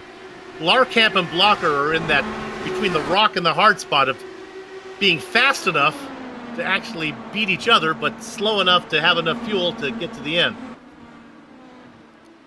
Yeah, I mean, Steven's in the lead, so he can't save any fuel, or not much. Adam's in the driver's seat on that. Here comes Tyler Groff and Dustin Wardlow. We haven't talked much about him. He's up to 4 spots, started 19th. He's drafting off of Tyler Groff a little bit here.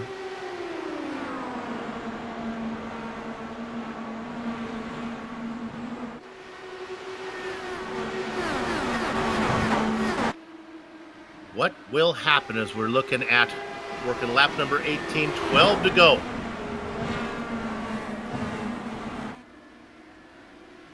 You got to figure Blocker knows what he's doing. Look at this. Blocker making a pass. Yeah, he's going to go for the lead. See what he can do. He might feel like he's good enough now. Got, 10 laps to go?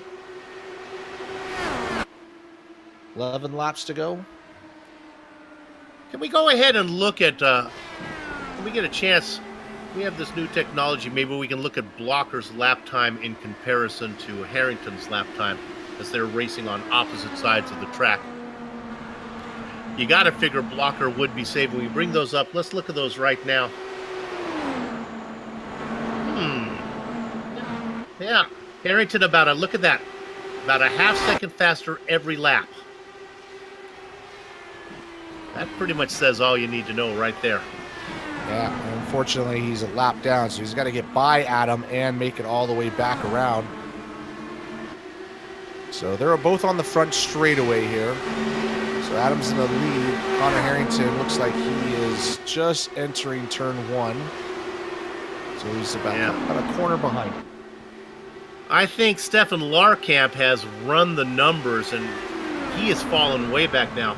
He's dialed it down a bit. Now remember, these are fixed setups, so they don't get to turn the knob down like they would in the real world. They have to save fuel by using their right foot.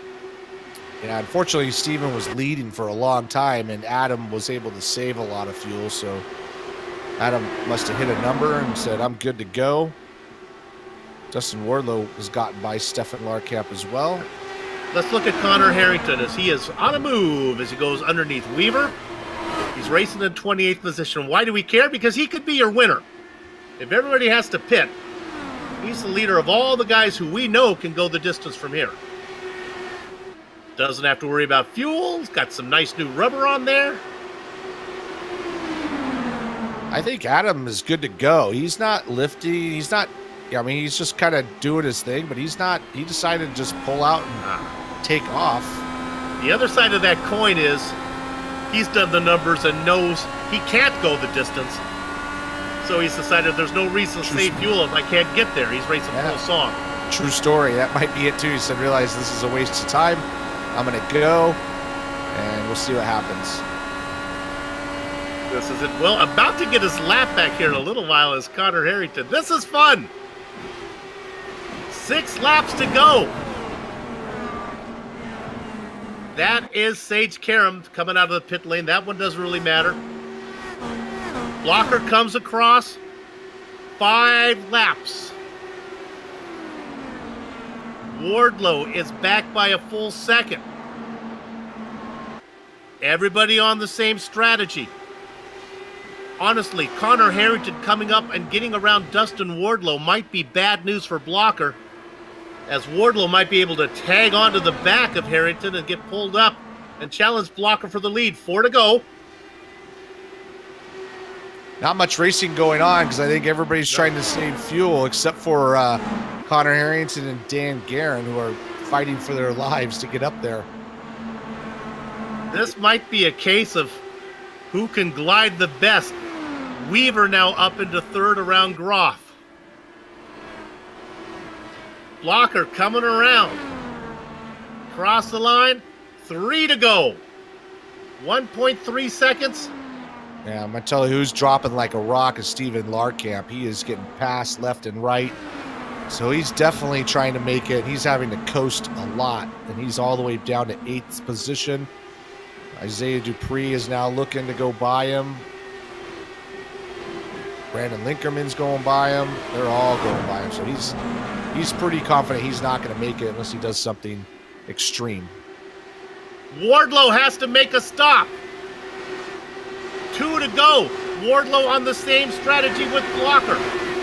This is Connor Harrington behind Blocker. He is a lap down, but the leaders of all the cars we know can get there. You got to figure Blocker can almost coast it home from here.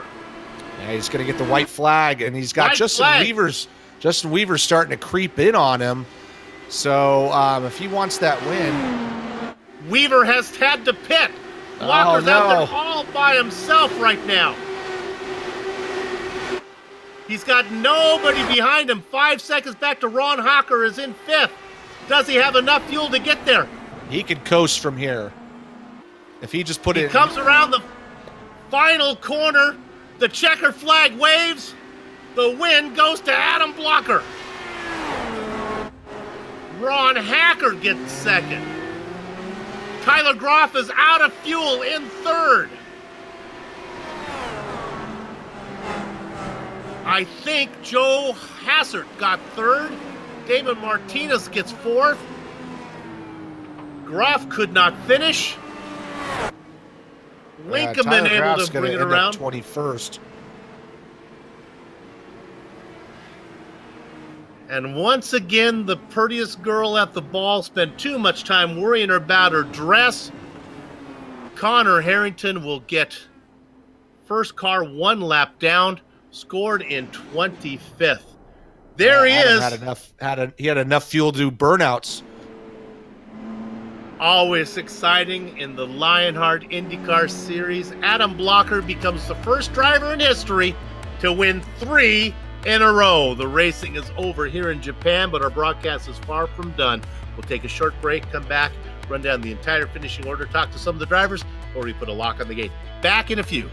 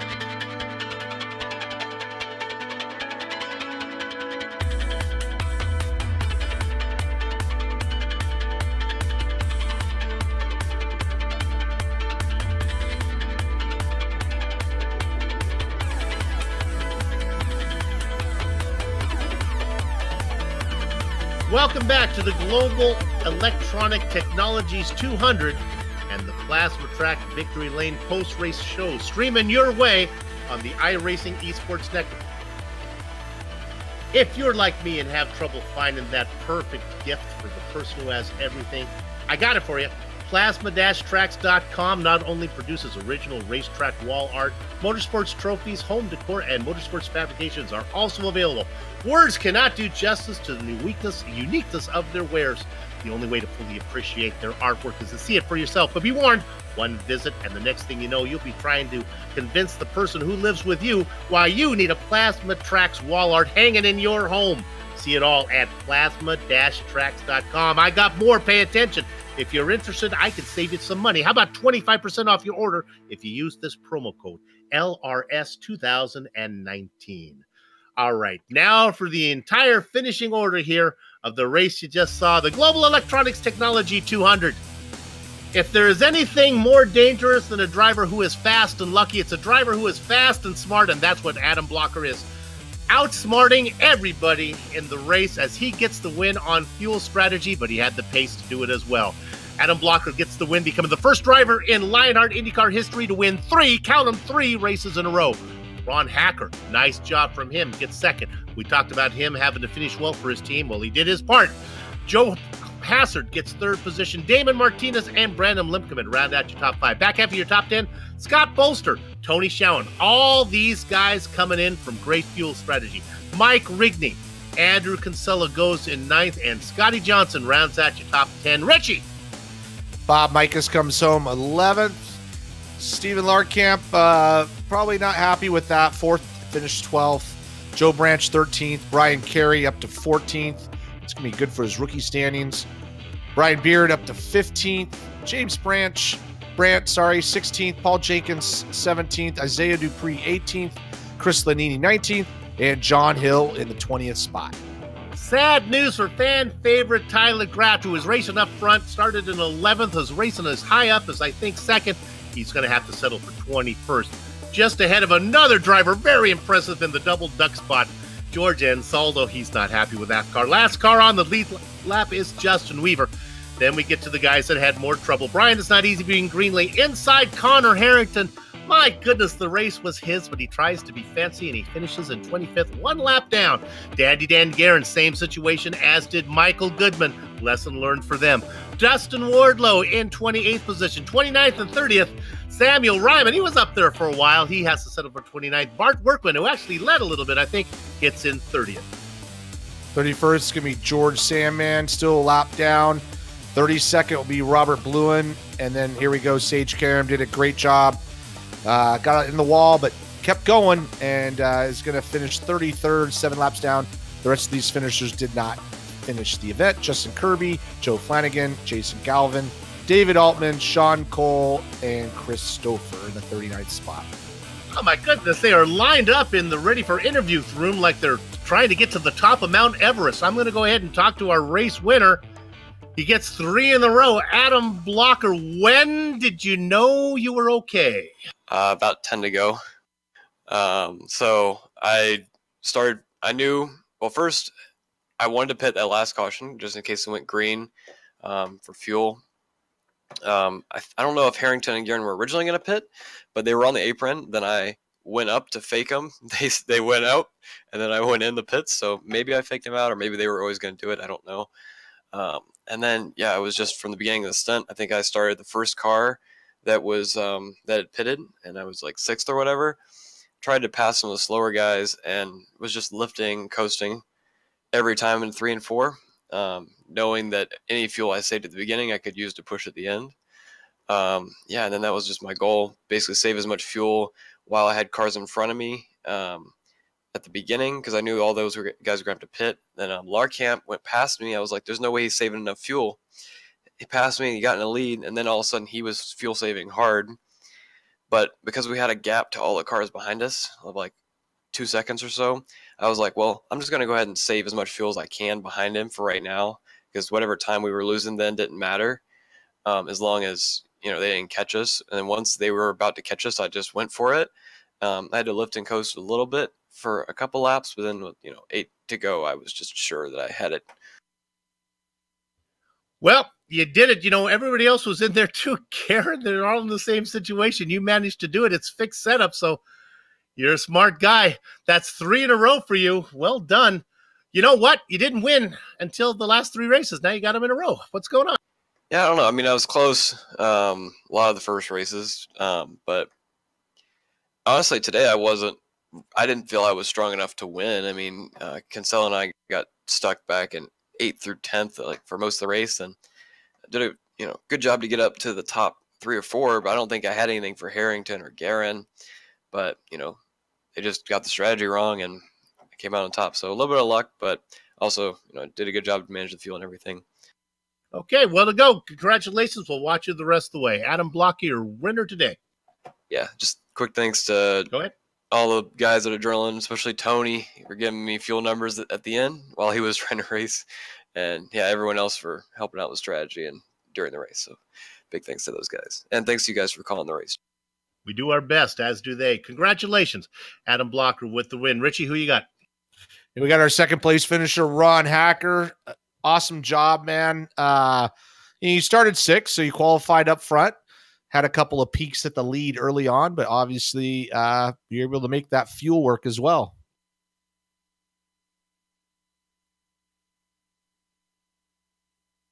Oops. Ron, you there? Oh, let's take him. We'll bring him back in. We'll give him a second. We'll bring him back in. I'll go ahead and take Joe. Wait a minute. We'll see what we're going to do here. We're going to bring down. All right, we got Big Joe Hassard. I'll take this one, Richie. Big Joe Hassard, congratulations. Didn't see much of you till the end. Yeah, thanks, Soup. I think it's been a while since we got to chat. Qualified kind of in the middle of the pack. I think I got up to almost 5th, and then Jason had a scare, and I had to keep it out of the wall, and I dropped back to middle of the pack again. But we got to the last run there, and I was letting people by, tried to hit my fuel number, and then once I hit my fuel number, I got in the gas with about 4 to go, and I think I went from 15th to 3rd.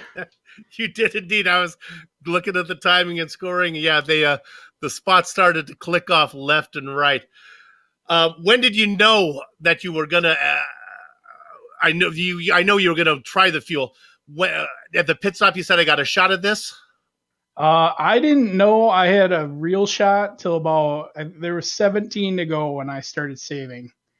I probably should have started saving earlier, but nobody else was saving. I'm like, there's no way that everybody else's fuel is that much better than mine.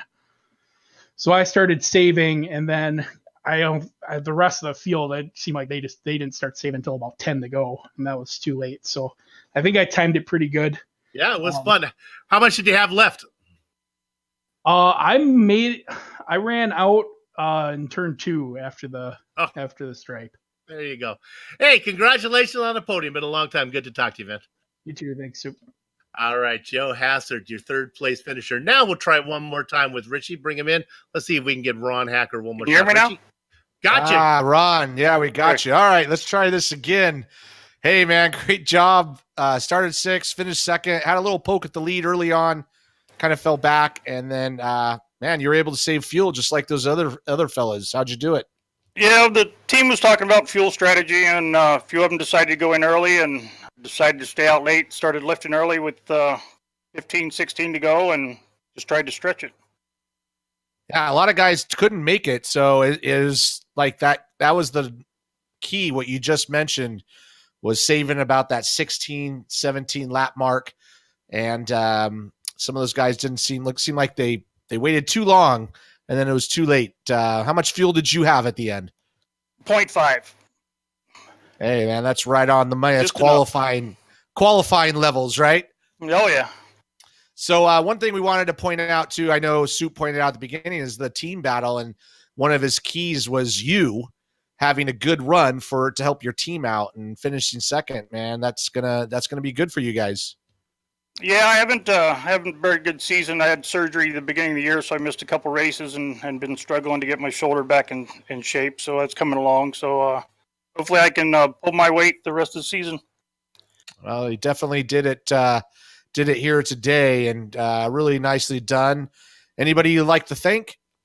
The team, George, you guys, everybody, it's just a great bunch of people to be around. George puts on a really good organization here, and all the guys in this series are a joy to be around. So thanks to everybody. Yeah, they are a lot of fun to play with out there, and George does a good job. Well, thanks for joining us. Awesome job, and we will see you at the next one, Ron. All right, thanks, guys. We have one more interview. This is going to be with Connor Harrington, which, while he probably has regrets, I don't think it would have mattered. Connor, if you couldn't make it, you couldn't make it, and you weren't going to win anyway, I guess. Yeah, that's kind of how I looked at it there at the last stop. I figured even if I had pitted and taken fuel, we were going to be out front. We were going to burn more fuel. So the chances of us making it were almost zero. Even guys that were saving didn't run out. Right. Frustrating to get trapped a lap down, only a spot behind Adam, and not be able to pick up all the positions of the guys that ran out. So it's kind of hard, especially it's a hard one to swallow when you were legitimately maybe the best car in the whole field tonight, other than maybe Dan. And to not get it done is a little disheartening. Again, though, it takes solace in no matter what you would have done, I think you would have lost, because unless you were able to do what Adam Blocker did, and there was never a thought of doing what Blocker did.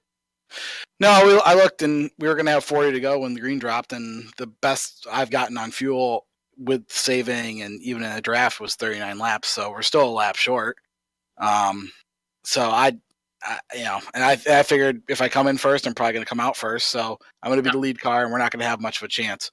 So, yep, and and everyone did. That's exactly. They had 39 laps. They all ran out right where you thought they would have. So, well, yeah, a little damned if you do, damned if you don't. Impressive to at least lead that many laps. So we'll take some solace in that and kick it on down the road. It was a good run for you, indeed. That win's coming your way soon. I thought it might have been tonight. It's coming soon. Good luck to you down the road. Cheers, guys. Thanks. Connor Harrington, so close. That's about as close as you can come to winning and finish so far down the order. Hey, I'd like to thank everybody that made this possible. How about we start with the guys at First Medical Equipment? They've been the source of medical supplies and equipment in the Burlington, Iowa area for years because of their superior commitment to provide the absolute best in product quality and customer service. Rick? Yeah, let's thank the guys behind the AccuForce, the team behind the AccuForce Pro V2 direct drive steering systems, by providing unparalleled realism and the most advanced tuning features on the market. The AccuForce provides a significant advantage to any sim racer. It can also make for an effective training tool for real-world drivers.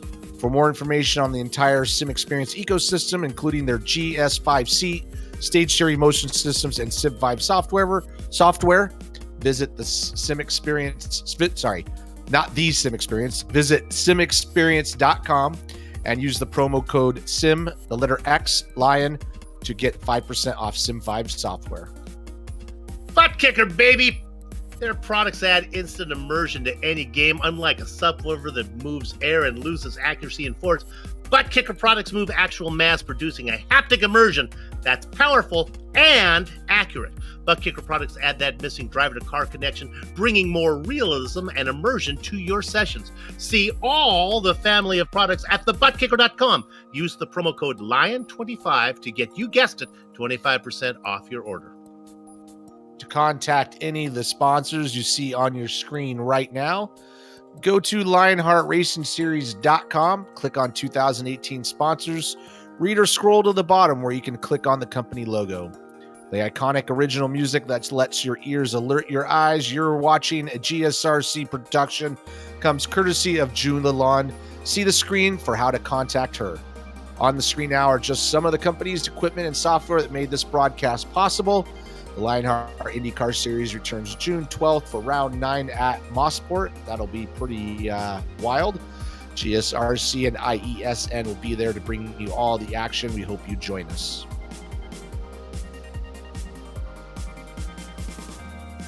There we go. I lost my connection there. Sliding across your screen right now, like Ricky Henderson going into second base, or some of the upcoming broadcasts. So check those out and mark them down on your calendar.